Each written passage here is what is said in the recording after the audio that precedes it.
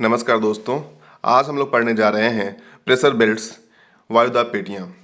इस क्लास में हम लोग समझ जाएंगे कि वायुदाब पेटियों की संख्या कितनी होती है, वायुदाब पेटियाँ कैसे बनती हैं, हेडले कोस्ट और फेरल कोस्ट क्या होता है, अस्वच्छांश क्या होता है तथा डोल्ड्रम क्या होता है। इस चित्र में हम लोग देखते हैं कि पूरे ग्लोब पर 7 वायुदाब पेटियाँ हैं। विषुवत रेखा में आप देखेंगे, यहाँ विषुवत रेखा के आसपास जो वायुदाब पेटी बनती है उसको बोलते हैं विषुवत रेखीय निम्न वायुदाब का क्षेत्र। और इसके ऊपर नॉर्थ यानी कि उत्तरी गोलार्ध में 3 बनती हैं और दक्षिणी गोलार्ध में भी 3 बनती हैं। कुल मिलाकर बनती हैं 7 वायुदाब पेटियाँ। अब देखते हैं कि वायुदाब पेटियाँ बनती कैसे हैं। पूरे साल भर यानी कि सूर्य जो तप होता है, इंसोलेशन होता है, वो विषुवत रेखा पर पूरे साल भर मिलता रहता है। तो इससे क्या होता है, यहाँ की जो वायु होती है वो गर्म होती है। जब यहाँ की वायु गर्म होती है, गर्म होकर ऊपर उठती है। और ऊपर कहाँ तक उठेगी? ऊपर उठेगी एक क्षोभ सीमा तक। जब ऊपर उठती है, लगभग 14 किलोमीटर के आसपास का क्षेत्र है, ऊपर 14 किलोमीटर उठती है, तो ऊपर जो उठते जाती है वो ठंडी होती जाती है। ऊपर उठेगी क्षोभ सीमा तक, फिर वो ध्रुवों की ओर मुड़ जाएगी। ध्रुवों की ओर मुड़ेगी तो फिर यार कुछ दक्षिणी ध्रुव की ओर आएगी, कुछ उत्तर ध्रुव की ओर जाएगी। और जब जाएगी तो ध्यान देना है कि आगे बढ़ती जाएगी और वायु ठंडी होती जाएगी। और 30 डिग्री के आसपास, 30 डिग्री नॉर्थ और 30 डिग्री साउथ के आसपास आते आते 2 कंडीशंस होती हैं, यानी कि पृथ्वी के घूर्णन के कारण उत्पन्न अभिकेंद्रीय बल, पृथ्वी के घूर्णन के कारण उत्पन्न अभिकेंद्रीय बल, तथा यहाँ पर आते आते वायु इतनी ठंडी हो जाती है कि आगे नहीं बढ़ पाती है। यहाँ से वायु का अवरोहण होता है। अवरोहण का मतलब वायु यहाँ सिंक करती है, यानी कि नीचे की ओर गिरती है। यहाँ पे भी वही स्थिति होती है। और जब यहाँ पर वायु नीचे आती है तो यहाँ पे बनता है उपोष्ण उच्च वायुदाब का क्षेत्र। वही यहाँ पे भी बनता है, 30 डिग्री साउथ में भी उपोष्ण उच्च वायुदाब का क्षेत्र बनता है। तो यहाँ से वायु उठी, यहाँ आकर के यहाँ पे सिंक हुई, गिरी, यानी कि वायु का अवरोहण हुआ। और यहाँ जब वायु का अवरोहण होगा तो जाहिर सी बात है यहाँ पे हाई प्रेशर बन जाएगा। जब यहाँ हाई प्रेशर बन गया है, और हम जानते हैं कि पोल्स पे बहुत ठंडी होती है, नॉर्थ पोल और साउथ पोल पे बहुत ठंडी होती है।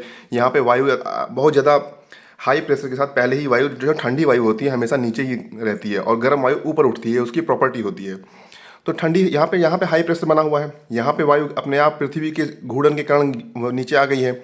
यहाँ हाई प्रेशर, यहाँ हाई प्रेशर, तो दोनों ही हाई प्रेशर से जो हवाएं हैं चलना शुरू कर देती हैं और आती हैं कहाँ? 60 डिग्री नॉर्थ। यहाँ भी वही स्थिति बनती है।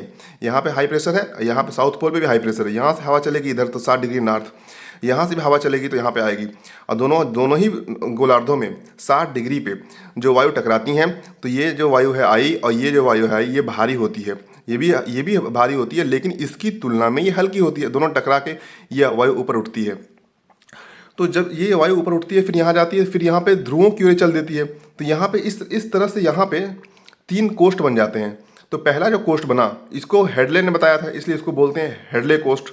दूसरा जो कोस्ट बनता है, इसकी जो व्याख्या की थी फेरल ने की थी, इसलिए इसको बोलते हैं फेरल कोस्ट। और लास्ट में ये जो बनता है ये ध्रुवों के पास बनता है, इसलिए इसको बोलते हैं ध्रुवीय कोस्ट। अब देखते हैं कि आखिर अस्वच्छांश क्या होता है। देखिए, 30 डिग्री नॉर्थ और 30 डिग्री साउथ, इसको बोलते हैं अस्वच्छांश। प्राचीन काल में जब यहाँ पर अस्वच्छांश की विशेषता ये होती है कि यहाँ पे बहुत ही सनी स्काई होता है, यानी कि धूप युक्त आसमान होता है। यहाँ पे शांत हवाएं होती हैं और वर्षा यहाँ पे बहुत कम होती है। जो तीनों कंडीशन बनती हैं, तो जब यहाँ पे कोई भी सेलर अपना जहाज लेके जा रहा होता है ना, तो यहाँ पे उसके लिए बहुत अनुकूल परिस्थितियाँ नहीं होती हैं। बहुत पुराने ज़माने की बात है, यानी कि वहाँ पे जब पाल वाली जहाज़ नहीं होती थी, पाल वाली जो हवाओं के माध्यम से चलती थी, तो पाल वाली जहाज़ यहाँ पे कम हवाओं के कारण चल नहीं पाती थी। तो यहाँ पे जब घोड़ों के व्यापारी अक्सर इस क्षेत्र में अपने घोड़े पानी में फेंक दिया करते थे। इसीलिए इस वाले लैटिट्यूड को अस्वच्छांश कहते हैं, 30 डिग्री नॉर्थ और 30 डिग्री साउथ को। डोल्ड्रम क्या होता है? अगला सवाल उठता है कि डोल्ड्रम क्या है भाई। तो जो विषुवत रेखा का लो प्रेशर सेंटर है विषुवत रेखा का, यहाँ पे जो हवाएं आती हैं इधर से आएगी और इधर से आएगी, तो यहाँ पे हवाएं गर्म होकर के ऊपर उठ जाती हैं। तो 5 डिग्री नॉर्थ और 5 डिग्री साउथ के बीच में बहुत ही शांत क्षेत्र होता है, उसी को बोलते हैं डोल्ड्रम। अब हम ग्लोब पर देख लेते हैं कि आखिर जो लो प्रेशर सेंटर और जो 7 वायुदाब की पेटियां बनती कैसे हैं। हम लोग जानते हैं कि पृथ्वी पश्चिम से पूर्व की ओर घूमती रहती है, पश्चिम से पूर्व की ओर घूम रही है। और विषुवत रेखा पर जो इंसोलेशन होता है, यानी कि सूर्य का तप होता है, वो साल भर पड़ता रहता है। साल भर इंसोलेशन पड़ने के कारण यहाँ पर लो प्रेशर सेंटर बनता है, हवाएं ऊपर उठती हैं। हवाएं ऊपर उठती हैं, जैसे हमने यहाँ पे देखा था, हवाएं ऊपर उठती हैं विषुवत रेखा पर। हवाएं ऊपर उठेंगी, फिर क्षोभ सीमा तक जाएंगी, फिर लौट के आएंगी, और पृथ्वी के घूर्णन के कारण, पृथ्वी घूम रही है, तो पृथ्वी के घूर्णन के कारण यहाँ पर 30 डिग्री के आसपास लगने वाले अभिकेंद्रीय बल, तथा यहाँ पर आई है वायु ना, ठंडी हो गई है और पृथ्वी का घूर्णन तो हो ही रहा है, तो यहाँ पर आते आते यानी कि 30 डिग्री साउथ और 30 डिग्री नॉर्थ हवाएं आपस में, हवाएं नीचे की ओर गिरती हैं। दो कारण हैं, पृथ्वी के घूर्णन के कारण लगने वाला अभिकेंद्रीय बल तथा यहाँ से आने वाली हवा जो यहाँ तक पहुँचते पहुँचते ठंडी हो जाती है। तो इन दो कारणों से यह गिरती है, यहाँ पे सिंक होती है, वायु का अवरोहण होता है, यहाँ पर पहुँचती है और यहाँ पर बनाती है क्या, उपोष्ण उच्च वायु दाब का क्षेत्र, 30 डिग्री नॉर्थ में भी और 30 डिग्री साउथ में भी।